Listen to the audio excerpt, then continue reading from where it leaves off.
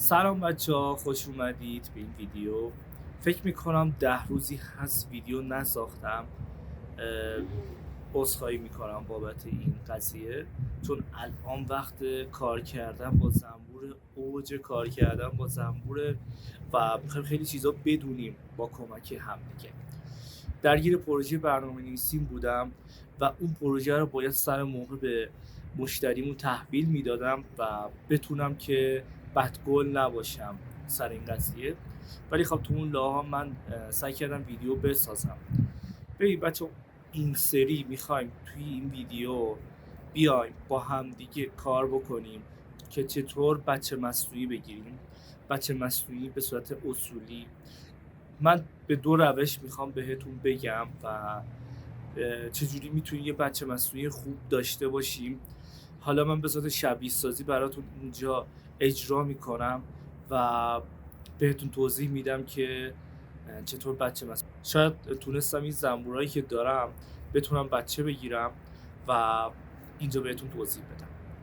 بذار بریم کار کردن رو ببینیم و همونجا بهتون توضیح بدم.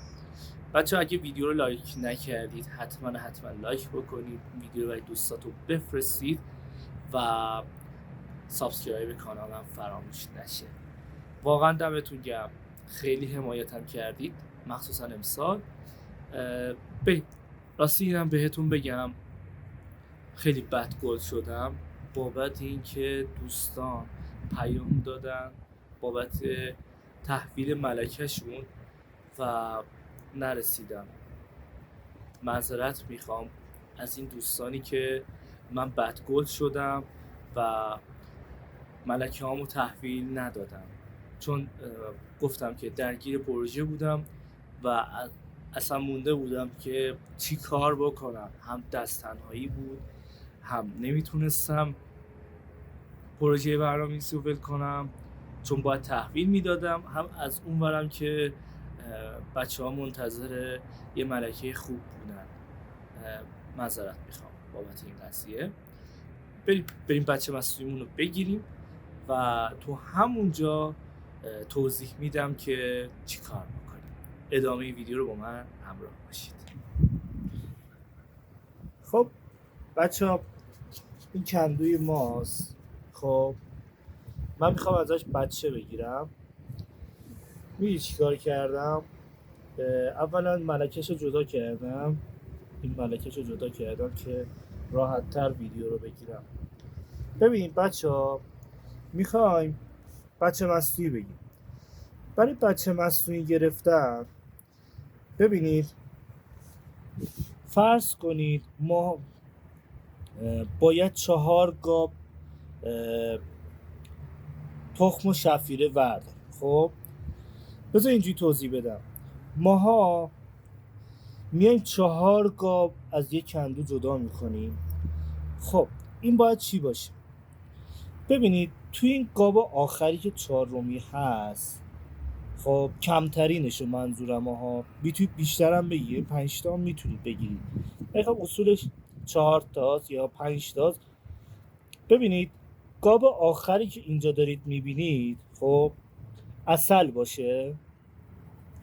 بعد این گاب شفیرمون باشه، تخم سربستمون باشه. این گاب تخم روز به همراه لار باشه و این گابمونم شفیره باشه. این چی کار میکنه؟ عین همین قضیه پرورش ملکه خودمونه. ببینید وقتی این گاب تخم روز باشه و به همراه لار باشه، خود کندو و خود زنبور عسل میاد بررسی میکنه و بهترین لار رو انتخاب میکنه از این گاب و شروع میکنه به شاخون زدن. اینو شاخونشو میزنه و اینام که تخمای سربسته است، یعنی کمک میکنن برای تزریق ژل. این اصول پرورش ملکمون و طریقه گرفتن بچه مصنوعی مونه. بعد چی شد؟ قاب عسل که عسل داشته باشه، و شفیرو تخم سربسته، اینم تخم روز و لار و شفیرو به همراه یکم عسل باشه که خیلی عالی میشه. و یه گابم از خود این میتکنیم داخل کندو. این شد کار بچه مصنوعی گرفتن. خب بیایید با هم بازم صحبت بکنیم. خب بچه ها دیدی که چیکار کردیم و بهتون توضیح دادم روش اصولی بچه مصنوعی گرفتن. یه روش دیگه هم هست، بذار اینجوری توضیح بدم، فقط توضیحش رو بهتون میگم که اگه خواستید این کارو بکنید. شما فرض کنید 10 تا کندو دارید و 10 تا کندو رو میخواید ازش بچه بگیرید. خب دیگه نیازی نیست شما بیاید از همه 10 تا کندو بچه بگیرید. خب میاید 3 تا یا 4 تا، خب بستگی به خودتون داره، بیاید ملکه هاشو جدا کنید، نکشید، فقط ملکه هاشو جدا کنید. مثلا بگید از یک کندوی 10 گابی که دارم، خب 7 گابشو جدا میکنم، 3 گابشو میذارم کنار به همراه ملکه. خب یعنی ملکه رو جدا میکنیم، زنبورای پروازیشو چطور بهتون میگم داخل اون کندو هست. خب بس اینجوری شد. به جای اینکه بیایم کندو بدون ملکه اضافه چیز کنیم، جدا کنیم، یعنی گابایی که جدا میکنیم بدون ملکه باشه، این سری گابهایی جدا میکنیم که به همراه ملکه باشه و زنبورای پروازی هم که داخل اون کندو میرن. شد 7 تا گاب. خب از این 7 تا گاب شما سعی کنید 2 گاب اول آخر سرش چطور بهتون عسل باشه و بین همین گاب ها تخم روز بذارید. خود زنبور احساس میکنه و سعی میکنه اونجا شاخون بذاره که من بهتون میگم تقریبا 4-5 گاب از اون 7 گاب شما شاخون دارید. خب یعنی شما 5 گاب شاخون دارید. حالا اینجا میایید مدیریت میکنید و میگید 12 روز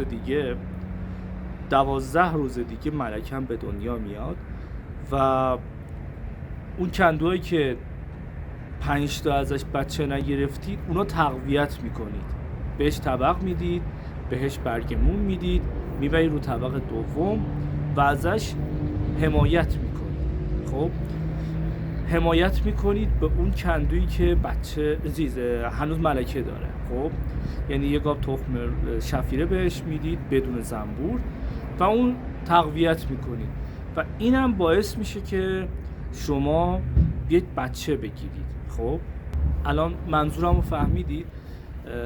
به جای اینکه بیایم از دونه دونه کندوها بچه بگیریم، 2-3 تا کندوی مادری جدا میکنیم و میبینیم مثلا اون کندوی مادریمون خیلی خوبه، اونا رو جدا میکنیم و میذاریم شاخون به وجود بیاد. این باعث میشه که ما هدر یا چطور بهتون بگم زنبورامون کار میکشیم. خب یعنی نمیایم 15 روز یا 15 روز از کندو بدون ملکه باشه، همینجوری رهاش کنیم بره. این باعث میشه که تقویت بکنیم اون کندوها رو و اون کندوها ساپورت بکنن اون کندوهایی که بچه دارن یا اون کندوهایی که ملکهشون کمه. اینطوری میتونید یه بچه مصنوعی خوب بگیرید. این روش هم من اجرا کردم و جوابم گرفتم بابت این قضیه. حالا اگه شما میدونید بچه مصنوعیتون و چجوری بچه مصنوعی میگیرید، حالا شما بیاید تو کامنت ها بنویسید چجوری بچه مصنوعی میگیرید و بیاید بهترینش انتخاب بکنیم. با کمک شما پین میکنم داخل کامنت ها و افرادی که اومدن ویدیو رو دیدن اون ویدیوی پین هم میبینن و ویدیوی ما هم کامل میشه از طریق بچه مصنوعی. خب بازم ببخشید بچه ها نتونستم تأمین بکنم بابت ملکه هام که بهتون تحویل بدم. من عذرخواهی رو قبول کنم. خیلی دوستتون دارم واقعا.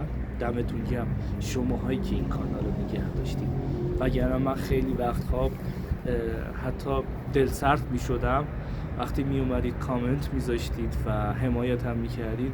من خیلی انرژی می گرفتم که می گفتم باید برم ویدیو بسازم و الانم میدم شرایط خیلی خوب شده که بتونم ویدیو بگیرم. بچه دمتون گرم، واقعا دمتون گرم. این ویدیو برای دوستاتون بفرستید. من بازم سعی میکنم که بیام ویدیو بسازم، ولی خواهد از اونورم کار پروژه برنامه‌نویسی مونده، درگیر اونام هستم. خب تا ویدیو بعدی، خدا